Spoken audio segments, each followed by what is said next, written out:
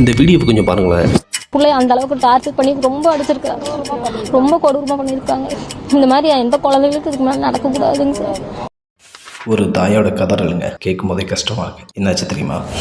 தமிழ்நாட்டிலே ரொம்ப அன்பான மக்கள் வாழ்கிற அந்த கோயம்புத்தூரில் தாங்க இந்த கொடூர சம்பவம் நடந்திருக்கு. கோயம்புத்தூரில் சூலூர் என்ற பகுதியில் உள்ள பள்ளிப்பாளையம் கிராமத்தில் ஒரு 5ஆவது படிக்கிற 10 வயசு சின்ன பொண்ணு இருந்திருக்குங்க.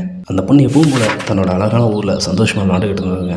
அப்போ அவங்க வீட்டுக்கு பக்கத்து வீட்டில் இருந்த ஒரு 35 வயது கார்த்திக் அப்புறம் மோகன்ராஜ், அவங்க 2 பேருமே அந்த பொண்ணு கூட பழகிருக்காங்க. சின்ன பொண்ணுங்க என்னங்க தெரியும், அவங்க வீட்டை விட்டு காலி பண்ணி போனதுக்கப்புறமா இந்த பொண்ணு கடைகளுக்கு வரும்போது சாக்லேட் வாங்கி கொடுக்குறது, பண்டம் வாங்கி கொடுக்குறது அப்படின்னு சின்ன சின்ன விஷயங்கள் பண்ணியிருக்காங்க. 10 வயசு பொண்ணுங்க நம்பி அவங்க கூட போயிருக்கு. 2 நாள் கழிச்சு சடலமாக எடுத்திருக்காங்க. இது என்ன சொல்ல, அந்த குழந்தையோட தாய் சொல்கிறத பாருங்க. இந்த மாதிரி எந்த குழந்தைகளுக்கு இதுக்கு மேலே நடக்கக்கூடாதுங்க சார். எனக்கு அது ஒன்று மட்டும் வேணும். தன்னோட குழந்தைக்கு நீதி கேட்கறதோட மட்டும் நிப்பாட்டிக்காம இனி எந்த குழந்தைக்கும் நடக்கக்கூடாதுன்னு சொல்றதெல்லாம் பெரிய விஷயம். படிக்கிற இடத்துல, வேலைக்கு போற இடத்துல, வெளியில போற இடத்துல அவங்களுக்கு பாதுகாப்பே இல்லைன்னு ஒட்டுமொத்த பெண்களும் கதறாங்க.